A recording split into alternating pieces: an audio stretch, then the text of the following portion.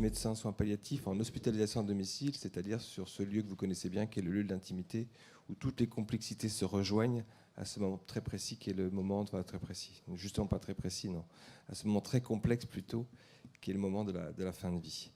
Et quand on m'a demandé d'intervenir, j'ai tout de suite appelé au secours en disant mais moi je ne peux pas venir tout seul, moi je suis médecin, soins palliatifs soit, mais le dogme et l'esprit des soins palliatifs, c'est qu'on travaille en équipe, en pluridisciplinarité, et moi j'ai besoin de mon assistante sociale que je vous présente, Madame Corinne Petitbon, pour venir dire avec moi comment nous on gère ça ensemble, parce que gérer tout seul un majeur protégé, c'est pour moi complexe. J'ai besoin de son expérience, j'ai besoin de sa connaissance, j'ai besoin de son relationnel avec le mandataire judiciaire, puisque c'est souvent au niveau social que ce lien se crée pour que le médecin soit un peu épargné de cette relation directe qui est parfois complexe pour nous qui ne sommes pas qui ne sommes pas les juristes.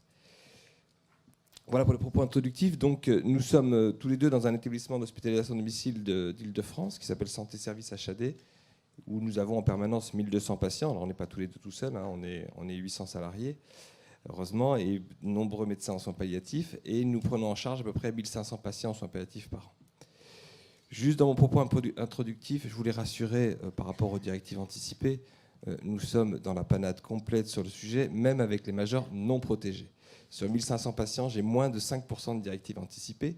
Et sur ces quelques directives anticipées que j'arrive à avoir, la plupart sont souvent très peu opérantes.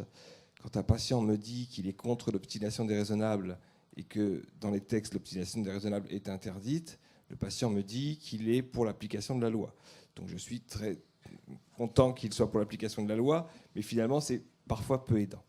Néanmoins, je pense qu'il faut continuer à travailler sur le sujet, parce que ça serait avoir une vision paternaliste que de penser que les patients n'ont pas à se saisir de ça et qu'on ne doit pas leur en parler. Donc nous travaillons notre devoir d'information des patients sur ce dispositif, en espérant que dans l'avenir, il sera bien compris, non pas forcément par les patients malades en fin de vie, parce qu'aller demander à un patient en fin de vie tout d'un coup comment il voudrait mourir, c'est parfois très malveillant, hein, mais plutôt bien portant que nous sommes de réfléchir sur le sujet. Et je finirai juste la parenthèse en disant que moi-même, je suis aujourd'hui incapable d'écrire des directives anticipées sur ce que je voudrais plus tard.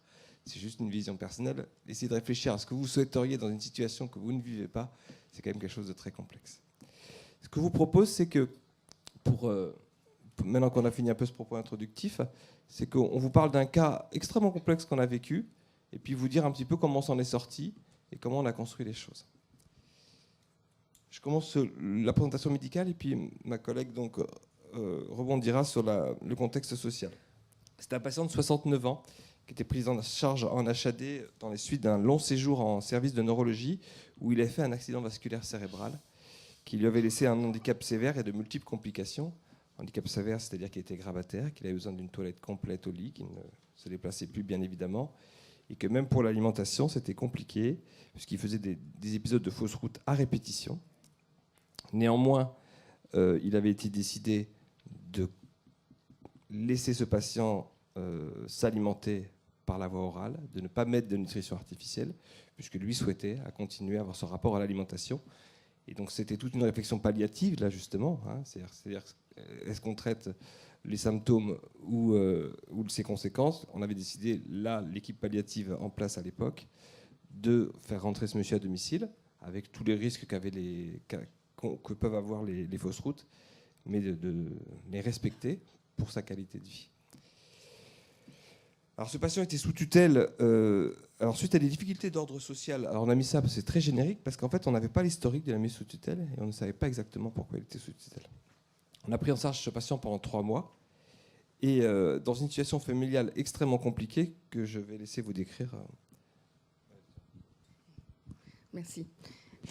Oui, donc Corinne Petitbon, assistante sociale. Il est vrai que la dimension sociale et environnementale au domicile revêt une importance extrême et que les équipes pluridisciplinaires doivent se coordonner pour pouvoir apporter un soin et une qualité de vie au domicile. C'est véritablement l'équipe qui permet aussi d'intervenir au domicile dans le cadre de l'hospitalisation à domicile. Alors, Monsieur S, il vit avec son épouse et il a 2 fils. Sur les 4, les 2 fils majeurs. Sur les 4 personnes, 3 sont sous mandat de protection. Le 4e a échappé, je dirais. Cela dit, peut-être que depuis, il est fort probable qu'il soit aussi majeur protégé. Donc, ils sont tous les 4 revendicateurs, peu compliants. Il y a des conflits à la maison régulièrement, et régulièrement, l'épouse part du domicile et va se réfugier chez une de ses sœurs. Voilà. Donc les soignants nous font très vite remonter les difficultés, ce qui fait que très vite, le service social est contacté pour une visite à domicile de façon à pouvoir observer, analyser et voir quels partenaires on va aller chercher dans ce cadre-là.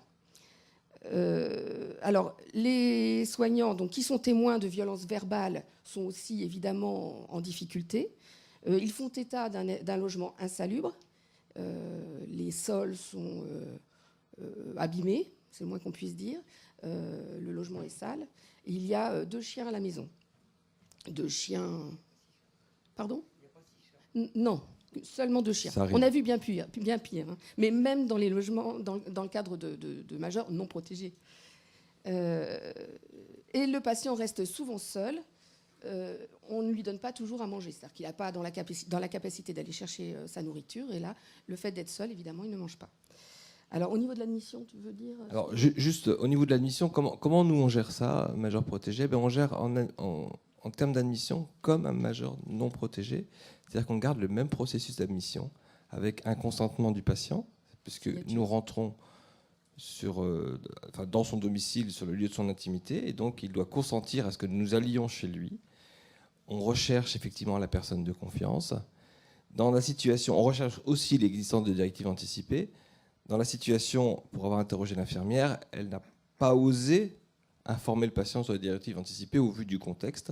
Et c'est vrai que c'est quelque chose qu'on a abordé plus tard et qui n'a pas abouti parce que la situation était complexe. Mais on garde le même processus d'admission avec les mêmes recherches de volonté du patient, de projet du patient, d'existence de consignes avant... l'existence d'une personne de confiance et l'existence de directives anticipées. Et puis, le mandataire judiciaire est systématiquement contacté pour information et coordination avec l'assistante sociale. Là, c'est vraiment le travail de l'assistante sociale avant la prise en charge pour qu'on soit bien au clair sur nos missions et sur les éléments qu'il peut nous apporter. Alors, avant la prise en charge, quand nous avons l'information, parce qu'il y a un certain nombre de majeurs protégés qui peuvent être pris en charge sans que notre infirmière coordinatrice qui s'occupe de l'admission soit informée. Donc on le sait au décours des échanges avec le patient parfois. Et dans ce cas-là, c'est vrai que l'assistante sociale va contacter le mandataire judiciaire pour information et pour se coordonner, pour voir avec lui comment on va pouvoir se partager les tâches. Parce qu'il y a un certain nombre de dossiers que l'assistante sociale va pouvoir remplir et envoyer, notamment tout ce qui concerne la maladie. Je pense au dossier MDPH, dossier APA, etc. Soit le mandataire judiciaire va s'en occuper, soit c'est l'assistante sociale qui va gérer ce dossier, mais toujours en coordination avec la mandataire. Quand on arrive à la joindre, parce qu'il y a certains mandataires pour lesquels on a quelques difficultés à joindre, et nous avons aussi tous les mandataires familiaux, qui sont encore différents. Alors, dans ce cas-là, pour cette situation-là, pour améliorer la situation du patient, nous avons travaillé sur 3 objectifs. D'abord, sécuriser le domicile et faciliter les soins. Ensuite, permettre le maintien à domicile de monsieur, puisque c'était ses souhaits. Souhaits pouvant évidemment évoluer. Et améliorer la qualité de vie du patient en organisant à sa demande des sorties en fauteuil roulant. Je vous expliquerai pourquoi, mais c'est éviter en tout cas l'isolement, le repli sur soi, et puis lui permettre de sortir un peu de son contexte familial, je dirais. Donc je prends rendez-vous avec la mandataire judiciaire de monsieur au domicile avec son accord, avec l'accord de monsieur. La première partie de l'entretien permet d'engager un travail de partenariat entre le bénéficiaire, ses proches, la mandataire judiciaire et l'assistante sociale de la CHADI, c'est-à-dire moi. 3 points sont particulièrement débattus. Alors le premier point, c'est plutôt des règles de bonne conduite. c'est-à-dire éviter de fumer en présence des soignants, aérer le domicile, enfermer les chiens dans une pièce le temps des soins. En cas de conflit, éviter que ça prenne trop d'ampleur en présence des soignants et plutôt contacter soit le médecin, soit l'assistante sociale, soit la cadre de santé, soit la mandataire judiciaire pour essayer de faire une forme de médiation, en tout cas de trouver une solution. Je fais juste une parenthèse. Les récriminations aux soignants se faisaient sous forme de propos un peu véhéments, oui, avec parfois des noms d'oiseaux, donc on voulait éviter ce genre de choses, que nos soignants soient confrontés trop souvent à ce genre de situation, et la façon d'y remédier, c'était de les renvoyer sur l'encadrement pour amortir un peu ces choses-là. C'est tout simplement, c'est très pragmatique, mais... C'est très pragmatique au domicile. Et voilà. Donc si Madame quitte le domicile, évidemment, il nous faut cette information pour qu'on puisse réajuster les aides à mettre en place. Si les courses ne sont pas faites, si l'argent qui était versé à un des fils toutes les semaines est utilisé pour autre chose, ce qui était évidemment le cas, le patient donc, ne pouvait pas bénéficier d'une nourriture correcte, ce qui avait des conséquences directes, évidemment, sur son état de santé. Un des fils emprunte également le téléphone portable de son père, ce qui fait que monsieur restait seul à la maison et sans possibilité de téléphoner. Et notamment, en cas de problème, il n'y avait pas de possibilité d'appeler les secours. Le plan d'aide a été décidé en commun pour justement essayer de maintenir au domicile monsieur. Donc, intervention d'une auxiliaire de vie sociale 3 heures par jour pour faire les courses. L'argent était directement versé aux responsables de la structure. Donc là, l'auxiliaire de vie avait aussi pour mission de faire le repas et d'assurer une présence. Là, pour le coup, dans le cadre des soins palliatifs, il existe un fonds spécifique, un financement spécifique au niveau de la CPAM et de certains autres régimes spéciaux. Donc, j'ai déclenché ce fonds pour payer cette auxiliaire de vie. Donc, 3 heures par jour, ça s'élève à 1 276 € par mois. Et restait à charge de la famille 127 €, puisque le reste était financé par la CPAM. La mandataire judiciaire a fait la demande d'une téléalarme et l'épouse s'engageait à contacter les secours si elle était appelée par la téléassistance, même si elle était en dehors du domicile. Il a été question aussi donc de sortie, comme je vous disais. Alors, monsieur habitait un logement au premier étage sans ascenseur. Donc, comment faire pour le faire sortir de chez lui en fauteuil roulant, sachant qu'il n'était pas question de soulever monsieur en fauteuil sur un étage. Donc, on a fait appel à un fournisseur de matériel qui est venu au domicile pour évaluer les capacités de l'entourage à mobiliser le patient avec un fauteuil spécifique qui descend les escaliers.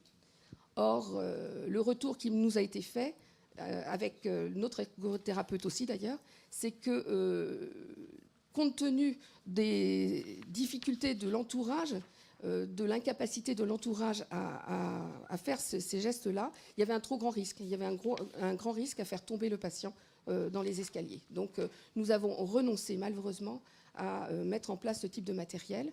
La seule solution restante étant un relogement, ce qui n'était évidemment pas en objectif actuellement, puisque ce patient était en fin de vie.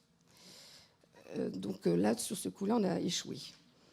L'entretien s'est ensuite déroulé en dehors de ma présence, c'est-à-dire que la mandataire judiciaire est restée pour présenter les comptes à monsieur et régler toutes les problématiques du quotidien avec elle. Alors pour compléter cette coordination, puisque je vous rappelle que 3 sur 4 étaient quand même sous mesure de protection, nous avons décidé, avec leur accord toujours, avec l'accord de la famille, et avec l'accord de la mandataire de monsieur, de contacter les 2 autres mandataires qui étaient dans d'autres structures. Ça, c'est la famille qui avait souhaité un peu prendre des structures différentes et des mandataires différents. Donc ça a permis quand même de travailler dans le même sens, d'avoir le même discours, d'éviter les incompréhensions, de conduire le projet de fin de vie au domicile et de structurer nos interventions professionnelles dans un cadre médico-psychosocial et juridique. Vous savez combien, parfois, les membres d'une même famille peuvent avoir un discours différent. Ce qui fait que là, un des fils, notamment par rapport, par exemple, au portable, avait toutes les bonnes raisons de garder le portable de son fils. Donc remettre un petit peu de sens dans cette prise en charge permettait justement d'éviter d'avoir toutes ces incompréhensions. Et de travailler avec les mandataires a été à ce moment-là essentiel pour nous. Alors sur le plan médical, tu peux dire ? Oui, donc vous avez compris que l'urgence de cette prise en charge au départ, c'était la complexité sociale et environnementale, mais il y avait aussi une nécessité de prise en charge médicale. Alors, c'est vrai que l'hospitalisation de domicile, c'est quelque chose de très particulier parce qu'on intervient sur un espace privé personnalisé, sur le lieu de l'intimité, et qu'on décide de médicaliser ce lieu et qu'il devienne en partie, et qu'il soit en partie soumis à la réglementation des établissements de santé. C'est-à-dire que quand un patient est en hospitalisation à domicile, c'est l'hôpital qui se déplace à la maison, avec toutes les contraintes de l'hôpital, les règles d'hygiène, les matériels, et que effectivement la première urgence a été pour nous que tout simplement le matériel puisse être dans un endroit préservé, que les outils des infirmières soient respectés. Alors, néanmoins, on doit s'adapter aux cultures, au fonctionnement des personnes, tout en respectant les règles et les protocoles internes de l'établissement de santé. Dans le cas d'une maison de protection, ces contraintes demeurent bien évidemment, mais le lien avec le service social, comme vous l'avez vu, est renforcé. Alors comment on se situe dans un contexte palliatif au domicile, en tenant compte des besoins, des demandes du patient, mais aussi de ses proches ? C'est-à-dire que quand vous êtes dans un hôpital, vous êtes centré sur le patient. Les proches viennent avec des horaires de visite, vous les rencontrez régulièrement. Quand vous êtes au domicile du patient, l'intervenant proche, il est présent 24 heures sur 24 et il fait partie prenante de la prise en charge. Alors, comme en plus vous avez vu, ils étaient dans des situations tous à peu près complexes, ça rajoute effectivement à la complexité, puisque tout ce qui doit être négocié, puisqu'on est dans une négociation, dans le soin, on n'est pas dans l'imposition, tout ce qui doit être négocié à la fois avec l'entourage proche et avec le patient. Donc dans ce contexte, on s'était déplacé en équipe soins palliatifs, c'était moi le médecin avec l'infirmière référente, pour essayer de construire un projet.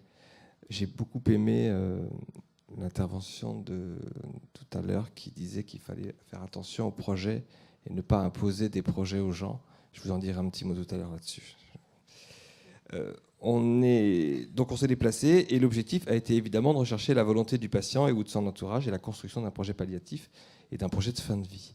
Même si effectivement le mot fin de vie était difficile à aborder, voire inabordable, qu'on était dans une situation un peu de statu quo, et qu'il faut avancer et accompagner les patients. Quand on dit accompagner les patients en soins palliatifs, c'est aller à leur rythme et pas leur imposer nos visions. C'est-à-dire que nous, on a une vision de comment pourraient se passer les choses en fin de vie, on a une vision sur le pronostic du patient. Si eux ne sont pas dans cette vision-là, c'est pas à moi de leur imposer cette vision-là des choses. Donc la loi Netti prévoit le recueil de la volonté du patient, directive anticipée d'identification des personnes de confiance. Elle continue à s'appliquer dans les faits, comme vous l'avez dit tout à l'heure. Pour rappel, ça a bien été dit tout à l'heure, ces avis ne sont que consultatifs.